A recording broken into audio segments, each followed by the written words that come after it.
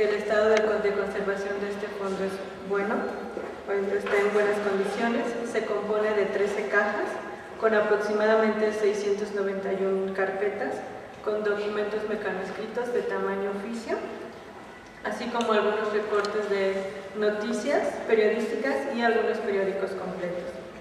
La mayoría de los documentos se encuentran agrupados en carpetas organizadas bajo el título de Museo Intelectual. Francisco Alguero nació y murió en la ciudad de Morelia, y sus principales actividades como abogado, político y escritor las realizó a partir de la década de 1880, y eso fue hasta su muerte.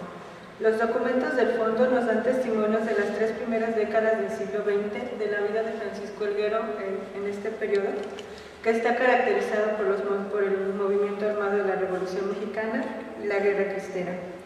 Para presentar el contenido del fondo decidí centrarme en las principales temáticas que nos proporcionan los documentos.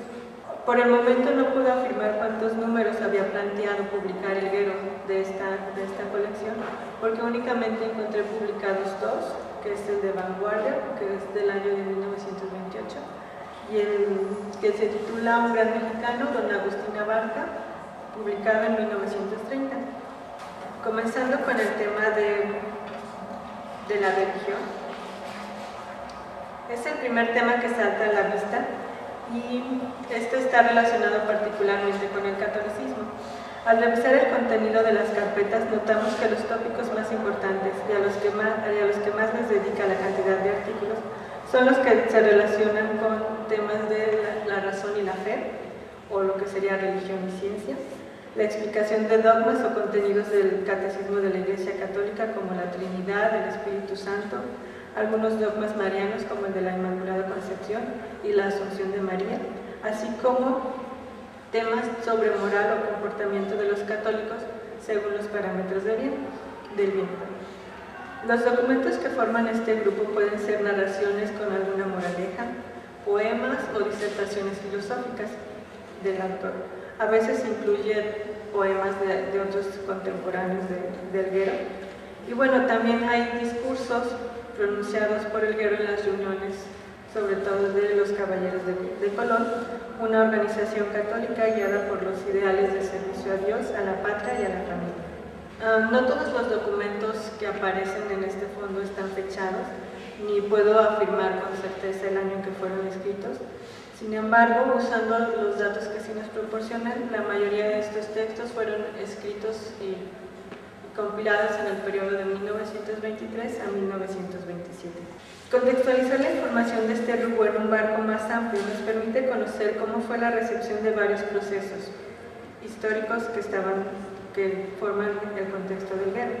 Por ejemplo, Alguero incluye en estas carpetas algunos artículos de su propia autoría sobre el santuario de la Virgen de Lourdes en Francia, cuya aparición no se puede disociar de la Primera Guerra Mundial, ya que Alguero habla sobre el monumento a los soldados muertos, así como el dogma de la Inmaculada Concepción, y por supuesto habla a veces del pontificado de Pío IX. Asimismo, Alguero también dedica un artículo para expresar la importancia de la veneración del Sagrado Corazón de Jesús en la Iglesia y para los católicos. También está presente en varios artículos escritos por él, en los cuales se expone que la ciencia debe estar supeditada a la fe. Sus argumentos están basados principalmente, o usa como principal base, los textos de Santo Tomás de Aquino, cuyas ideas fueron vueltas a discutir o fueron releídas por los teólogos del siglo XIX y XX. Los temas de moral o de comportamiento de los católicos estaban orientados a educar tanto a los creyentes como a los ateos. La mayoría de estos documentos son pequeños cuentos o relatos con alguna moraleja. Al hablar de los hechos históricos, en la caja 5, Alguero incluye una cronología de las batallas que él considera más importantes para la historia de la humanidad. Esta cronología comienza en 714 con la derrota de los godos en España y termina con la Primera Guerra Mundial en 1914. En esta misma caja, uno de los temas más destacados es justamente el que tiene que ver con la Gran Guerra. Alguero se lamenta los desastres ocasionados por los enfrentamientos armados en el territorio francés, pero también dedica algunas palabras para defender la participación de Inglaterra y de la Iglesia. Cuando habla de la historia de México y los hechos más importantes, Elguero hace referencia a los congresos católicos celebrados en nuestro país. Además, separa la historia de México en tres etapas. La primera es la época colonial, la cual termina con el levantamiento de Hidalgo. La segunda comienza con el primer imperio de Iturbide y acaba con la llegada de Díaz al gobierno federal. Y la última etapa considera que inicia con la Revolución Mexicana. De estas etapas, la más valiosa para Elguero es sin duda la colonial, porque en ella había paz y los intereses de la Iglesia no habían sido afectados, como sí ocurrió durante la segunda etapa, particularmente con la Constitución de 1857. De igual manera, en la caja número 2 hay un artículo sobre la enseñanza católica en México, en el cual hace un recuento de la participación de la Iglesia en el periodo que va de 1525 hasta 1912, para demostrar que la educación en manos del clero no es obsoleta ni hace de México una nación retrógrada, sino al contrario, para Elguero, la educación en manos de la Iglesia crea una sociedad con valores cristianos. Yo considero que Elguero se puede agrupar en el grupo de los hispanistas, porque al contrastar esta información con otra de sus obras publicadas, que es la revista América Española, que era una publicación quincenal que apareció en el periodo de 1921 a 1922, uno de los personajes más sobresalientes en esta publicación es Hernán Cortés, a quien incluso llama padre de la patria. Esta información me permite situar historiográficamente a Elguero en las discusiones de historiadores de principios del siglo XX que se cuestionaban dónde comienza la historia de la nación mexicana. Otro tema que llama la atención de los documentos del fondo con respecto a las series de historia son los artículos que él llama Historia Contemporánea de México, en la cual describe como hecho histórico, básicamente se centra en describir las elecciones de 1912 a 1913 que conformaron el Congreso de la Unión, en la que él participó como diputado por Zamora, además de que aprovecha estas hojas para hacer una crítica a los revolucionarios, principalmente a Cabrera, a quien incluso acusa de que los políticos revolucionarios no están cumpliendo con los ideales que se estaban planteando. Otro hecho histórico que incluye en las series de historia es lo que él llama la persecución en México, es decir, hace referencia al movimiento cristero.